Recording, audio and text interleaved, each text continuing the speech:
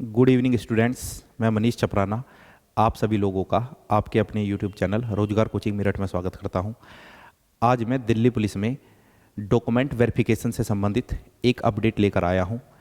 मैं आपको बताऊंगा कि भाई डॉक्यूमेंट वेरिफिकेशन में कौन से डॉक्यूमेंट्स आपको लेकर जाने हैं और किस डॉक्यूमेंट्स का क्या फ़ायदा वहाँ पर होगा। वीडियो को लास्ट तक देखिए तथा चैनल को सब्सक्राइब करें। आगे की अपडेट पाने के लिए चैनल को सब्सक्राइब करें और बेल आइकन को प्रेस करें। चलो शुरुआत करते हैं। जब आप फिजिकल को पास कर लेंगे तो उसके बाद आपका डॉक्यूमेंट वेरिफिकेशन होगा। तो कौन कौन से डॉक्यूमेंट्स आपको बनाने जरूरी हैं। सबसे पहले तो हमें 2 फोटोग्राफ्स चाहिए जो आपने रिसेंटली खिंचवाए हों। ठीक है, 2 रिसेंटली पासपोर्ट साइज फोटो। उसके बाद ओरिजिनल वैलिड आईडी प्रूफ। भाई आईडी प्रूफ कौन कौन से चल सकते हैं तो देखते हैं। सबसे पहले तो आधार कार्ड। अगर आपके पास आधार कार्ड नहीं है तो voter ID card, driving licence भी चल सकता है, पैन कार्ड, पासपोर्ट। ठीक है, यहाँ पर आप पासपोर्ट भी अप्लाई कर सकते हैं। आईडी कार्ड जो किसी यूनिवर्सिटी, कॉलेज या स्कूल ने आपको इश्यू किया हो। Employee card. ठीक है, अगर आप किसी राज्य सरकार या केंद्र सरकार में नौकरी करते हैं और आपने दिल्ली पुलिस के लिए अप्लाई किया है तो आपको वहाँ का आईडी कार्ड चाहिएगा। एक्स सर्विसमैन के लिए हमें क्या चाहिएगा, डिस्चार्ज बुक। ठीक है, जब आपने रिटायरमेंट लिया था तो आपको एक डिस्चार्ज बुक मिली होगी तो वो आपको चाहिएगा। उसके बाद में देखते हैं एजुकेशन सर्टिफिकेट। कुछ लोगों को यहाँ भी डाउट है भाई एजुकेशन सर्टिफिकेट। एजुकेशन सर्टिफिकेट यानी कि एप्लीकेशन फॉर्म की जो लास्ट डेट थी वो थी 7 सितंबर 2020। ठीक है, 7 सितंबर 2020। तो उससे पहले आपने 12th किया हो। ठीक है, आपके पास 10th और 12th के सर्टिफिकेट हो। अगर आपने वहाँ पे ग्रेजुएशन डाला है तो आपके पास में ग्रेजुएशन के सर्टिफिकेट हो। उसमें ये भी मेंशन किया गया है कि जिस दिन कट ऑफ लगी है और आपने आपकी इंटर की मार्कशीट, ठीक है, या इंटर का रिजल्ट तब आया हो तो आपके बारे में भी विचार किया जाएगा। ठीक है, यानी कि आपको कोई प्रॉब्लम नहीं आएगी। एजुकेशन सर्टिफिकेट के बाद में ड्राइविंग लाइसेंस फॉर मेल। लड़कों के लिए ड्राइविंग लाइसेंस चाहिएगा। अब देखो यहाँ पे बहुत से बच्चों को डाउट है ड्राइविंग लाइसेंस में। ठीक है, ड्राइविंग लाइसेंस आपको यानी कि 7 सितंबर, ठीक है, 7 सितंबर 2020 को लास्ट डेट थी, यानी कि इससे पहले आपने अप्लाई किया हो, या कह सकते हैं कि जिस दिन डॉक्यूमेंट वेरिफिकेशन होगा उस दिन आपके पास में लाइसेंस हो। ठीक है, ऐसा नहीं है कि भी अब आपका सिलेक्शन हुआ अब आप अप्लाई कर रहे हो। ठीक है, तो ड्राइविंग लाइसेंस डॉक्यूमेंट वेरिफिकेशन से पहले हर हाल में आपके पास में होना चाहिए। ठीक है, हाँ वो लर्निंग का ना हो, ऐसा नहीं है कि भी लर्निंग का तो 2 दिन में ही बन जाता है। ठीक है, लर्निंग कटने के बाद में शायद 35 दिन होते हैं, तो जो 35 डेज बाद में आपको जो मिलता है लाइट वाला। ठीक है, कास्ट और कैटेगरी सर्टिफिकेट, यहां भी बहुत से बच्चों को डाउट है।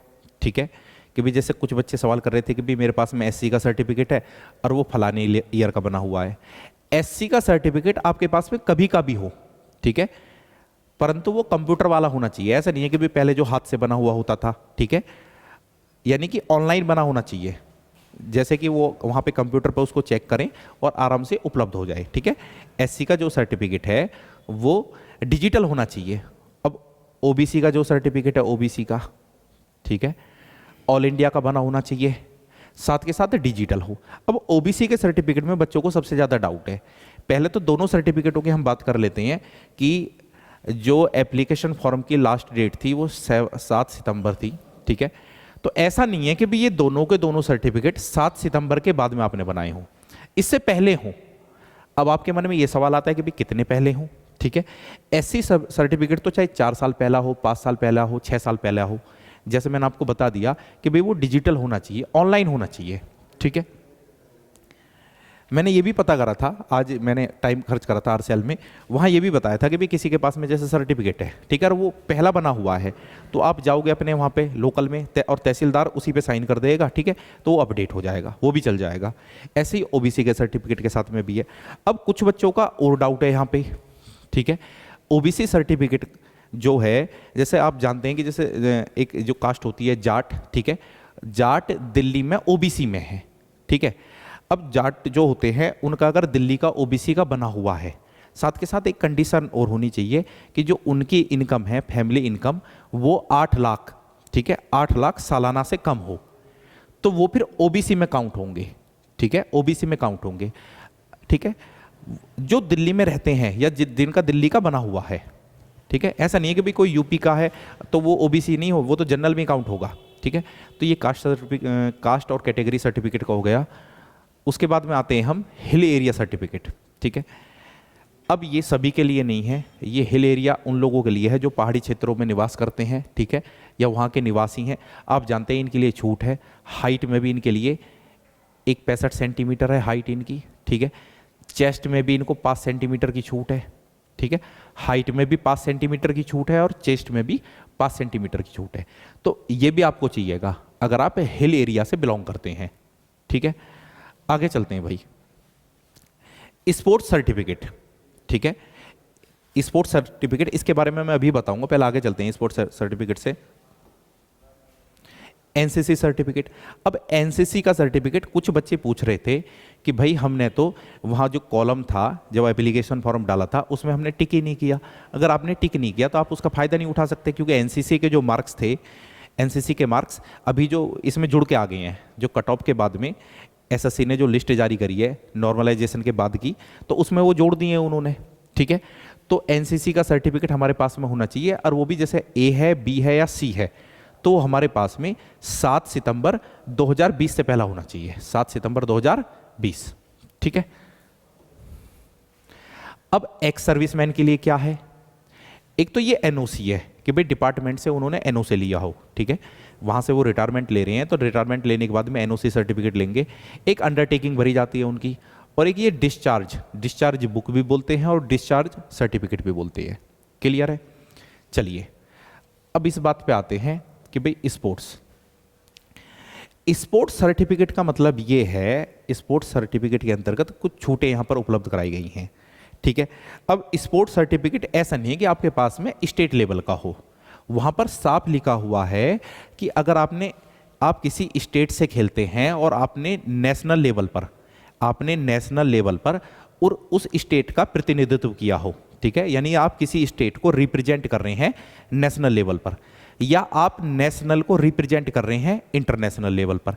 और ऐसा नहीं है ये सभी खेलों के लिए है, ठीक है, यहाँ पर स्पेशल इन्होंने कुछ स्पोर्ट्स दिए गए हैं, ये 23 हैं, ठीक है, 23 प्रकार के खेल हैं जिनके लिए आर्चरी, ठीक है, तीरंदाजी, एथलेटिक्स, बैडमिंटन भी है भाई, बास्केटबॉल है, बॉक्सिंग है, क्रिकेट है, साइकिलिंग है, ठीक है, ये घुड़सवारी को बोलते हैं, घुड़सवारी है, फुटबॉल है, जिम्नास्टिक है, जिम्नास्टिक आप जानते हैं, एक खिलाड़ी भी अपनी दीपा कर्मकार, उसके बाद हॉकी है, जूडो है, कबड्डी है, कराटे है, खो खो है, ठीक है, तैराकी है, शूटिंग है, टेबल टेनिस है, ठीक है।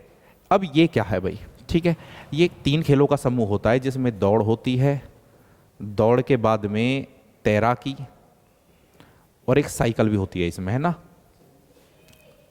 साइकिल, ठीक है, ये 3 खेलों का एक समूह होता है, तो इसका भी सर्टिफिकेट बनता है। वॉलीबॉल है, रेसलिंग है और वेट लिफ्टिंग है, ठीक है। तो ये सारे के सारे यहाँ पे खेल है, ठीक है। एक बार फिर से देख लीजिए कि ये 23 प्रकार के खेल है, अगर आपके पास में नेशनल का सर्टिफिकेट है तो आपको छूट मिलेगी। चलिए इसके बाद में हम बात करते हैं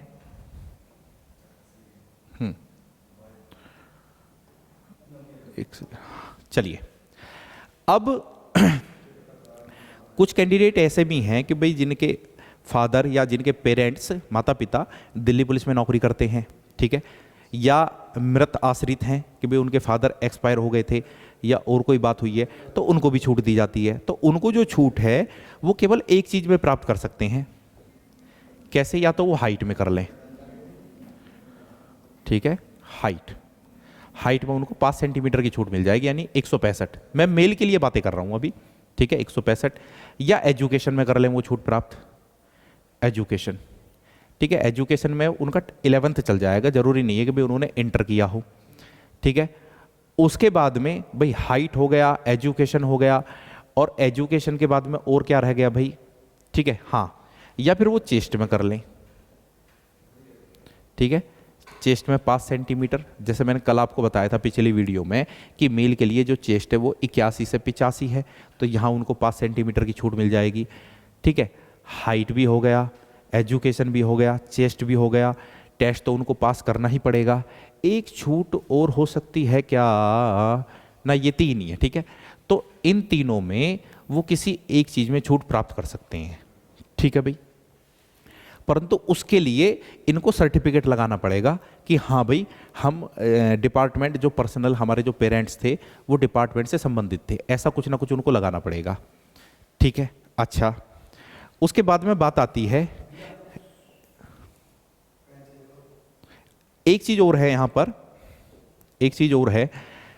अब कुछ बच्चों कमेंट्स में पूछ रहे थे कि भाई हमारी जो मार्कशीट है उसमें नाम ये है, आधार कार्ड में ये है, तो मैं उसके लिए भी बताता हूँ कि भाई अगर ऐसा कोई प्रॉब्लम होता है तो उसके लिए हम एफिडेविट लगा सकते हैं। ये तो बहुत पुरानी प्रॉब्लम है, यहाँ पे कोचिंग में ऐसे बहुत से बच्चे थे, उनका दिल्ली पुलिस में सिलेक्शन हुआ, ठीक है, कि भाई आधार कार्ड में तो नागर लिख रहा है, ठीक है, परंतु मार्कशीट में ऐसा है नहीं, या पिता का नाम कुछ और है, तो ये कोई प्रॉब्लम नहीं है, वो एक एफिडेविट का इस्तेमाल कर सकते हैं, कोई प्रॉब्लम नहीं आएगी।